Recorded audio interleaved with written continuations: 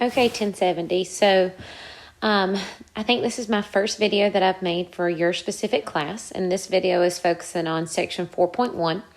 And 4.1 in our textbook just introduces us to polynomials, so that's what I've titled this little video real quick. And there's two main things that I want to discuss within this section, and that's the leading term test and factoring by grouping. Okay, so there's notes on this in the PowerPoints, and by the time you get to the videos, I expect you to have already read the notes. So I hope you're at least familiar with these two ideas prior to me trying to explain them in this short video.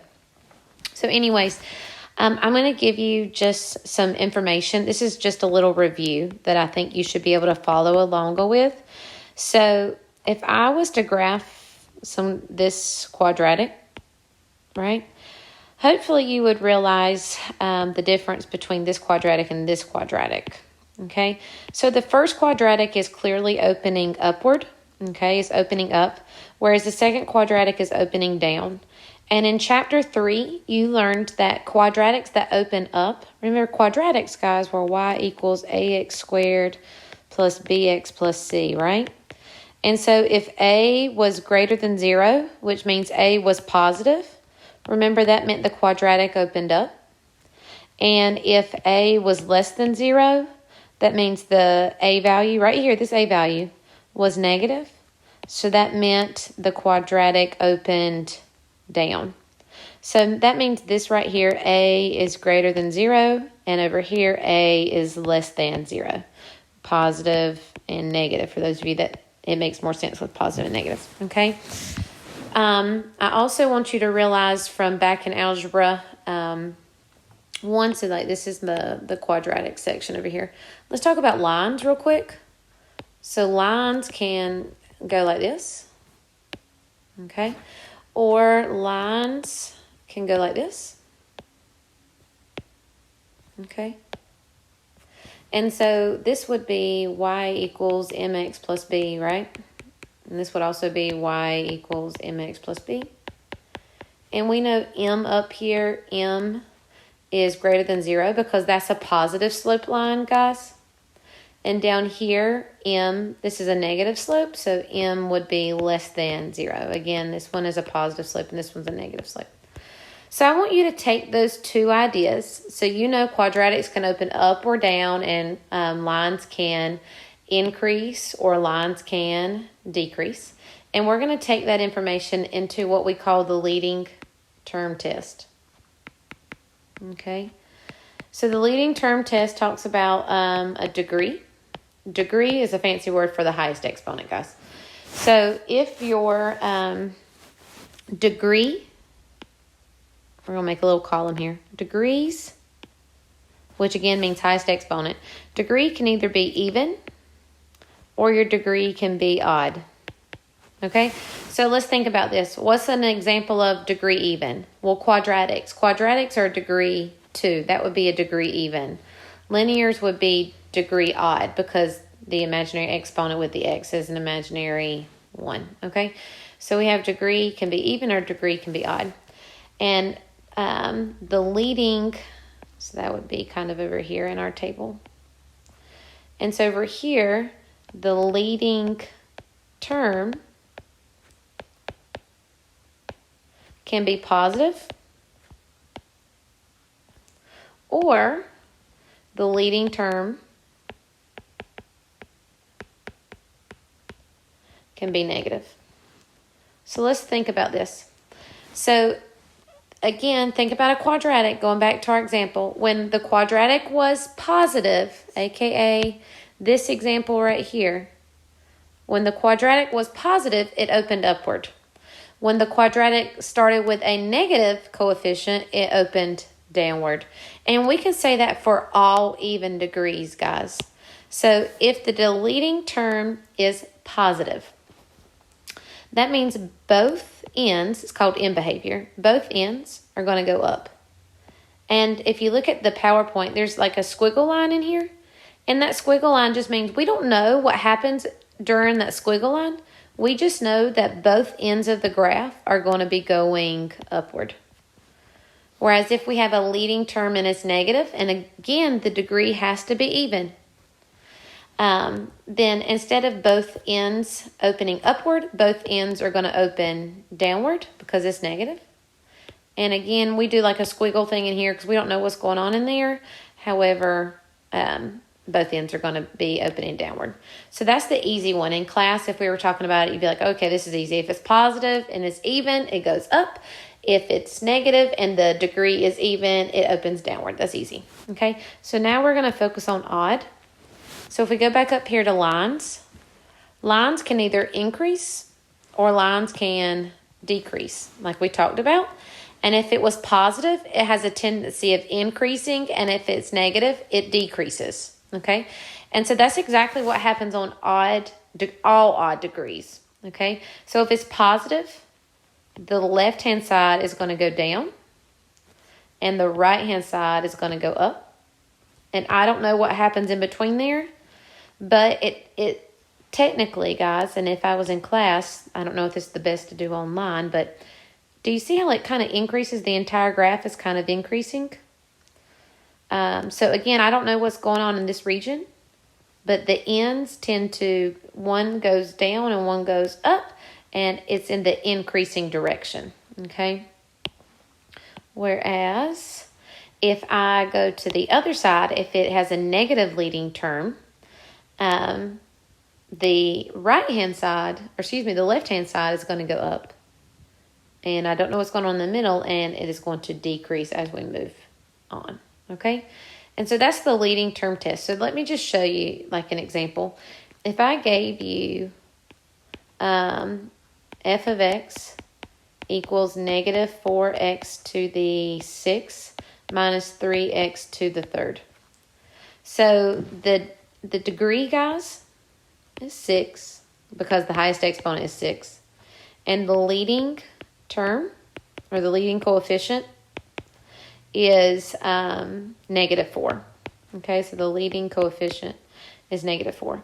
So I know automatically, I have no idea what this graph looks like. I just made this up off the top of my head. But I do know that because it's even degree, either both ends are going up or both ends are going down. And because the leading term is negative, I know that both ends actually have to be going down. So it's going to look something like this. Okay, I know that. Both ends have to be going down because it has a negative even degree.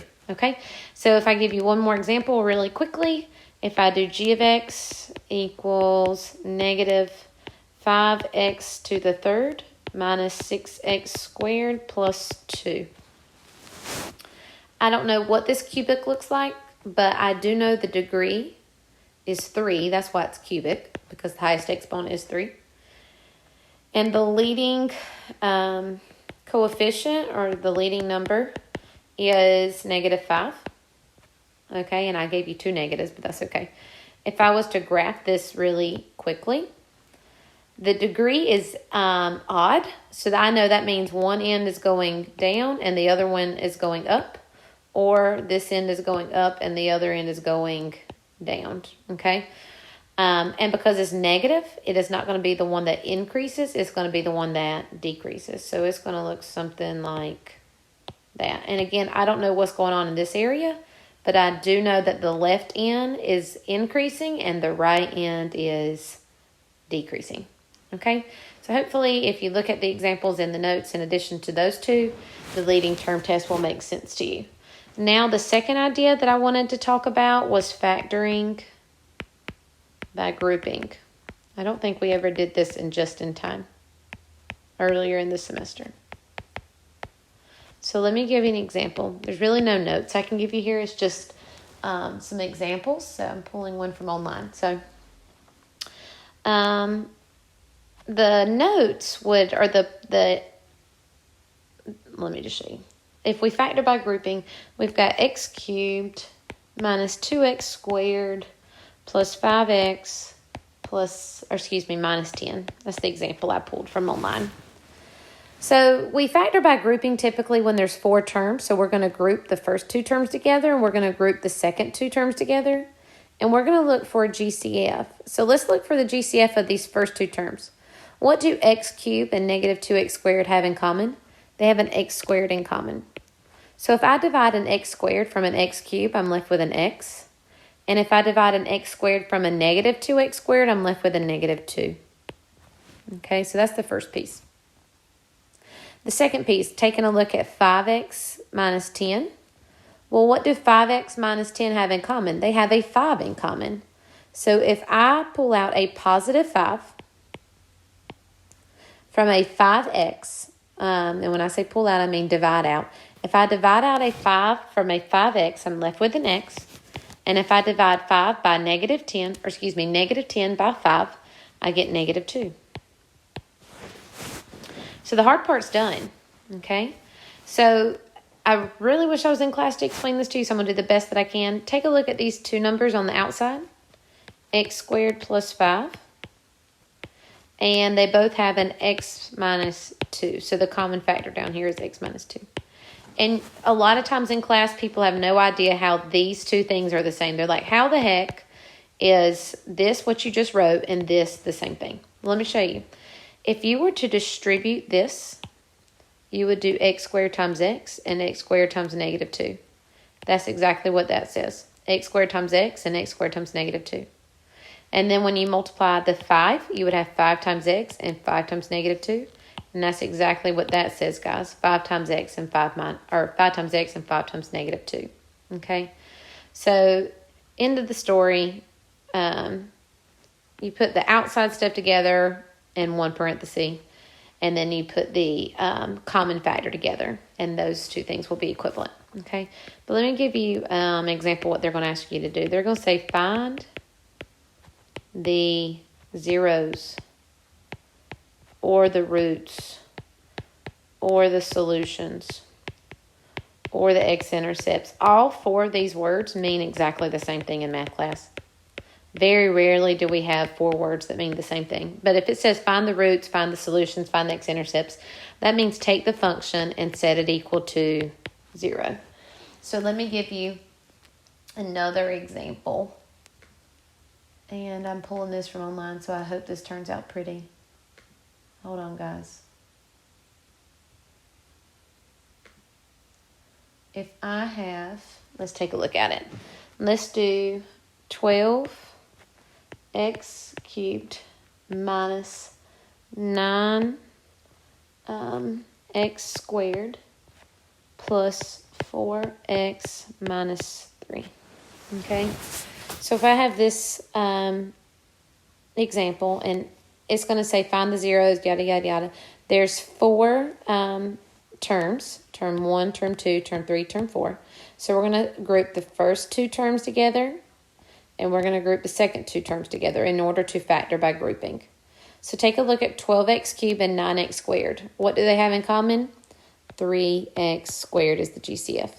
So if you divide out a 3x squared, you're left with 4x minus 3.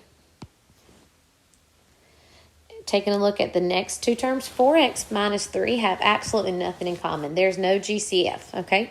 Which means the only thing you could divide out is a plus 1, because dividing by 1 doesn't change anything.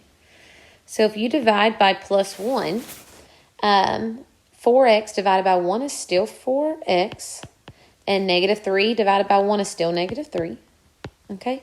And we're good because our parentheses match, so we can rewrite this in an equivalent expression. And so the equivalent expression will be 3x squared plus 1. Okay, 3x squared plus 1. Put those 2 together. Bring down what they have in common, 4x minus 3. And when you find zeros, you set the function, what you just did, you set it equal to 0. And now you're going to take factor 1, set it equal to 0, and factor 2, and set it equal to 0. Taking a look over here, we're going to subtract 1 on both sides. We get 3x squared equals negative 1. Divide by 3, divide by 3. X squared equals negative 1/3. Take the square root, take the square root. You should low-key freak out because you're about to take the square root of a negative number, And you know when you take the square root of a negative number, you get an imaginary number. So hold on a second. First off, when you take a square root, you get a positive and you get a negative. If you bring the I out, the negative 1/3 will become a positive 1/3. Okay, so that's two of the solutions. Two solutions. They're imaginary. Two solutions are imaginary solutions for this particular example, and that is okay. They're just imaginary solutions, okay? Taking a look on the other side, we're going to come back up here, add 3. We get 4x equals 3. Divide by 4, x equals 3/4. And so this is one real, it's not imaginary, one real solution. And as we mentioned, real solutions are also roots, x-intercepts, and zeros. So the answer that MyMathLab, if this was a question, would want is 3/4. X is 3/4 is the 0 because it's where it crosses the x-axis, okay? And just FYI too, guys, remember this number right here, -3? That last value is the y-intercept. So not only do you know your x-intercept right here, you also know your y-intercept just by looking at the polynomial, okay? So I hope this little bit helps. I'll try to give you some more videos.